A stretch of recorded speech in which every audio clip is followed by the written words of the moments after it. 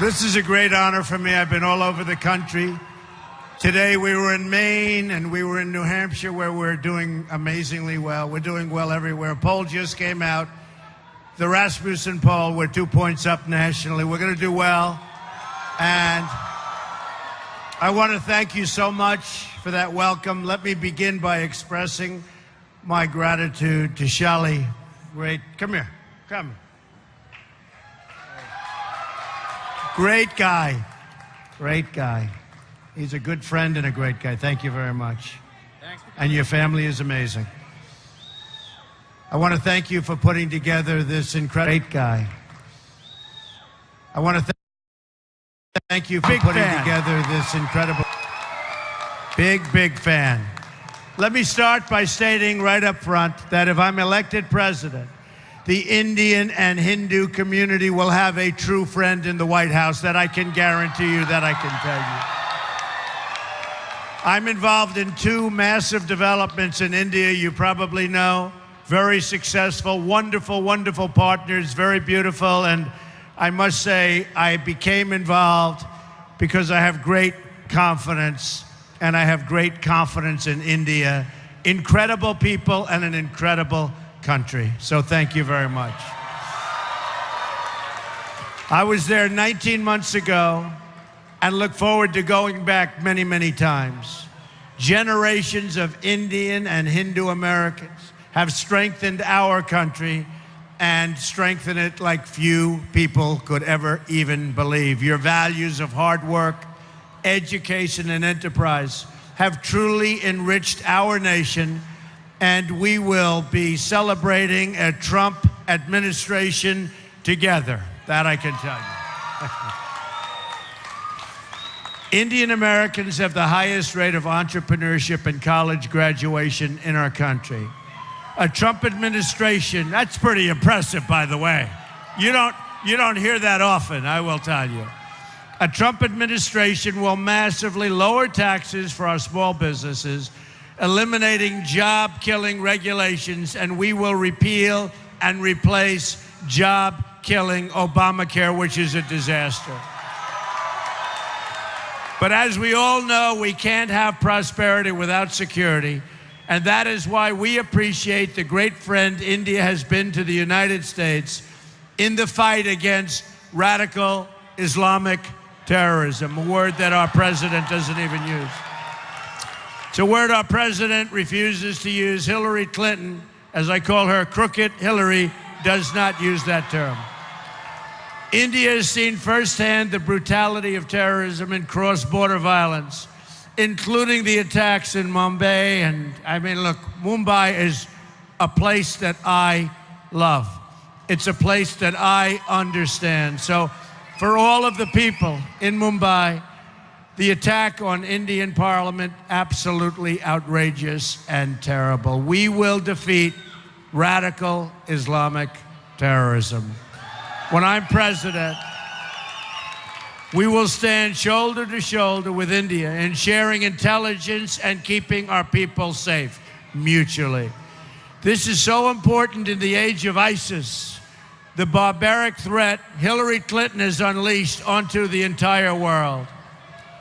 India is key and a key strategic ally, and we don't want to even talk about it because there's nothing like the relationship that we will have.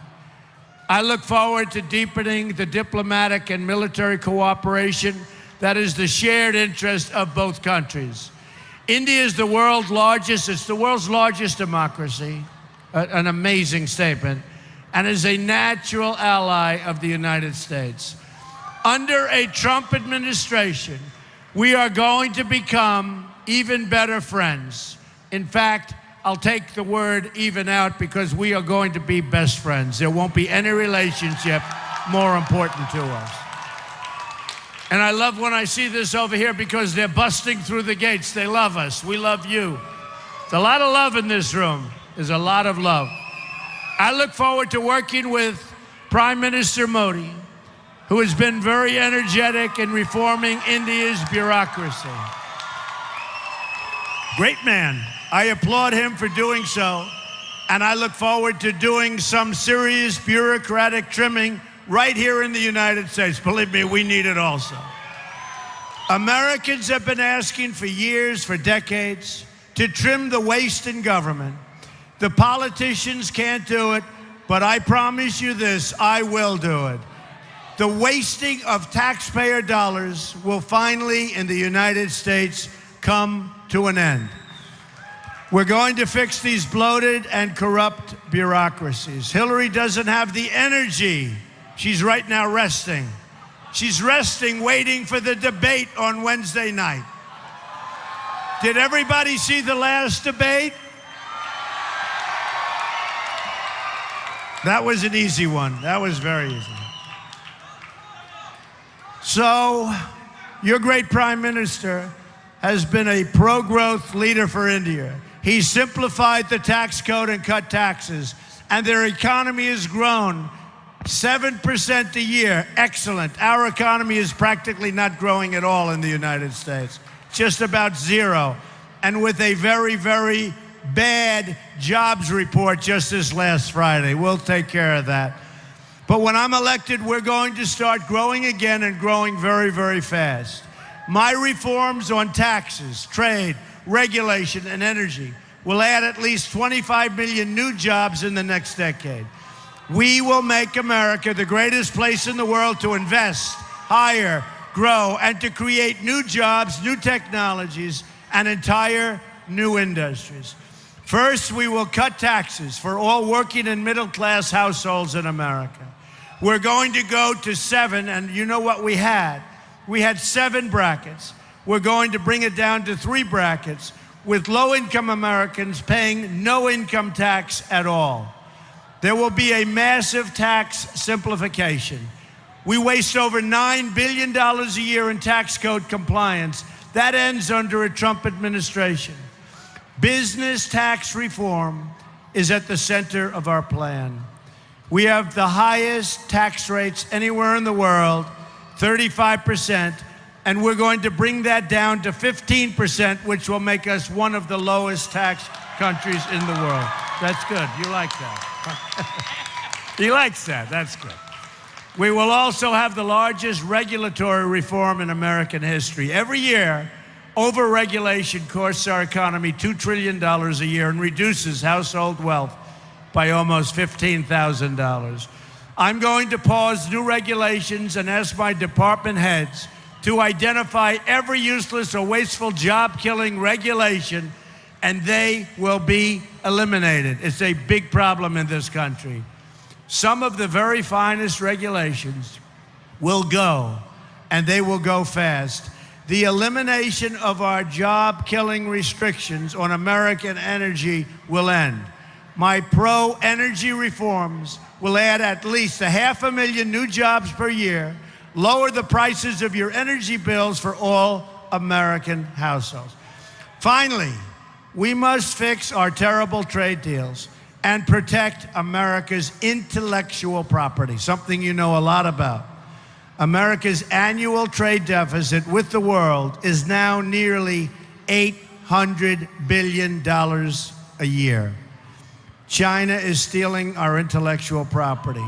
Guess how much intellectual property a U.S. government official says China stole last year?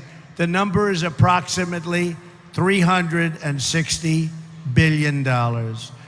In any event, we are going to have strong borders.